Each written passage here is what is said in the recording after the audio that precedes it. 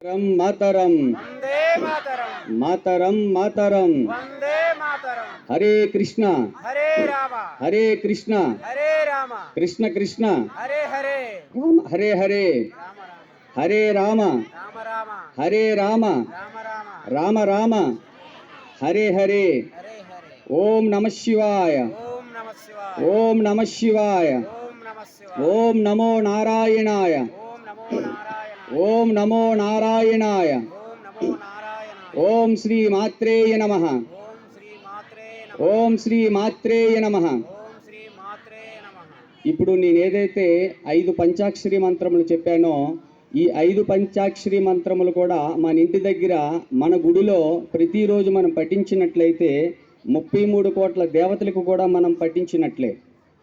మరి ఈరోజు వేదికను అలంకరించినటువంటి పెద్దలకు, ఈరోజు ఇక్కడ కూర్చున్నటువంటి హిందూ బంధువులకు, పెద్దలకు, మాతృమూర్తులకు, యూత్కు, పిల్లలకు అందరికీ కూడా సాదర స్వాగతం. ఈరోజు చాలామంది మనకి స్టేజ్ మీద ఉన్నటువంటి పెద్దలు మాట్లాడారు. ఇంకా మనము తెలుసుకోవలసినటువంటి ముఖ్యమైనటువంటి విషయాలు ఈరోజు ఉన్నాయి, అసలైన విషయాలు. ఈరోజు ఈ హిందూ సమ్మేళనం ఏర్పాటు చేయడానికి గల కారణం సంఘం, రాష్ట్రీయ స్వయం సేవక్ సంఘ్. ఈ సంఘము స్థాపించి 100 సంవత్సరాలైంది. ఈ 2025 సంవత్సరానికి మనకు సంఘం ఎప్పుడు స్థాపించబడింది అని అంటే, మనకు స్వాతంత్రం రాకముందు 1925వ సంవత్సరంలో డాక్టర్ జీనే ఈ సంఘాన్ని స్థాపించారు. ఈ సంఘాన్ని స్థాపించడానికి గల ముఖ్య కారణం ఏమిటి అని అంటే, వ్యక్తి నిర్మాణం జరగాల, కుటుంబ నిర్మాణం జరగాల, సమాజ నిర్మాణం జరగాల, రాష్ట్ర నిర్మాణం జరగాల, ఈ దేశ నిర్మాణం జరగాల. దాని వెనుకున్నటువంటి మతలబ్ ఇదంతా కూడా. మరి ఈరోజు హిందూ సమ్మేళనం మనం ఏర్పాటు చేసుకోవడం జరిగింది. మన హిందూ ధర్మం అంటే ఏంటి, మతం అంటే ఏమిటి, ధర్మం అంటే ఏమిటి, అసలు ఈ ధర్మాన్ని మనం ఎందుకు రక్షించాలి, ఈ ధర్మాన్ని రక్షిస్తే నాకేమైనా ఈ ధర్మం కూడబెడుతుందా, ఈ ధర్మాన్ని రక్షిస్తే నాకేమైనా బ్యాంక్ బ్యాలెన్స్ ఇస్తుందా, ఈ ధర్మాన్ని రక్షిస్తే నాకేమైనా ఆరోగ్యం బాగుపడుతుందా, ఈ ధర్మాన్ని నేను ఎందుకు రక్షించాలి, ఈ ధర్మాన్ని రక్షిస్తే నాకేమిటి, ఈ ధర్మాన్ని రక్షిస్తే నాకేమిటి అన్నటువంటి స్థితిలో మనందరం ఉన్నాం. ఈ దేవాలయానికి వెళితే నాకేమిటి, ఈ పార్టీకి ఓటేస్తే నాకేమిటి, ఈ ఆంజనేయ స్వామి దేవాలయానికి వెళితే నాకేమిటి, ప్రతి ఒక్కరము కూడా నాకేమిటి నాకేమిటి నాకేమిటి అన్నటువంటి స్థితిలో ఉన్నాం మనందరము కూడా.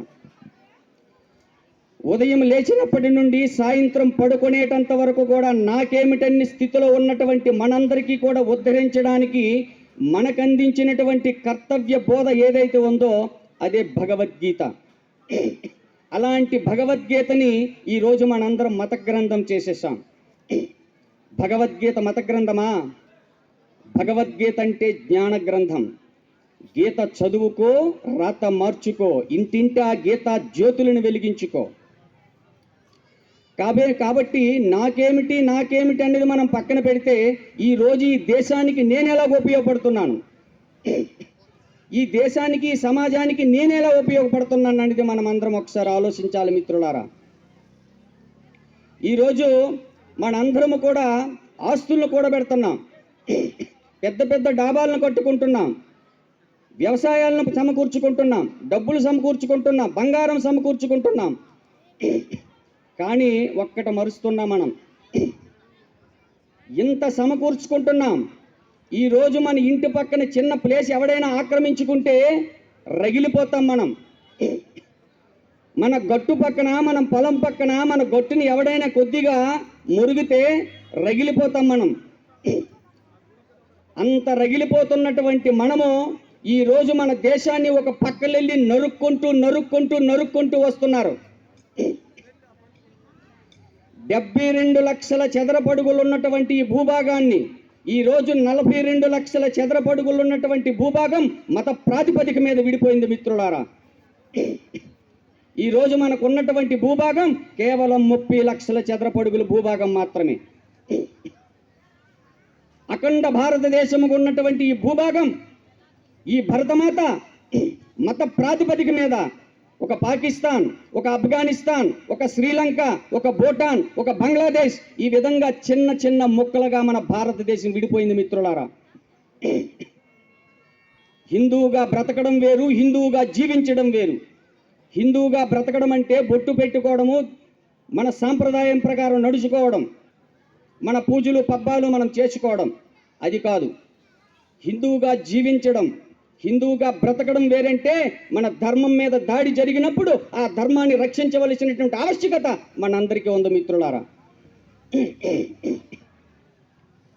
ఈ 72 లక్షల చదరపడుగులు ఉన్నటువంటి భూభాగాన్ని ఈ రోజు మన దేశంలో ఉన్నటువంటి పక్కన వచ్చిన వాడు నరుక్కుంటూ వెళ్ళిపోతున్నాడు.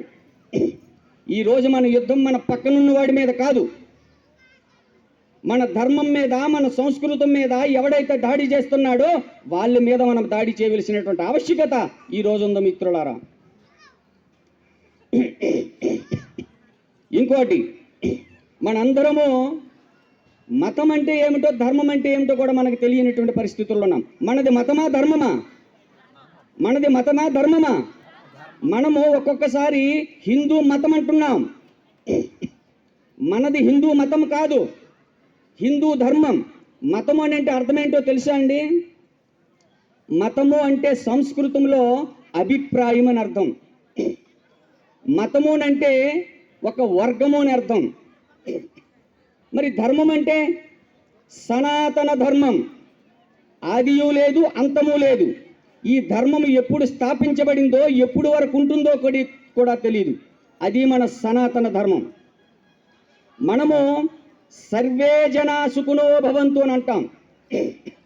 ఈ సర్వే జనా సుఖినో భవంతు అంటే పాకిస్తాన్లో ఉన్నటువంటి ప్రధానమంత్రి సంతోషంగా ఉండాలా, అమెరికాలో ఉన్నటువంటి రాష్ట్రపతి కూడా సంతోషంగా ఉండాలా, ఈ భూమి మీద ఉన్నటువంటి 84 లక్షల జీవరాశులు కూడా సంతోషంగా ఉండాలని కోరుకున్నటువంటి ధర్మం ఏదైనా ఉందంటే అది హిందూ సనాతన ధర్మం మిత్రులారా.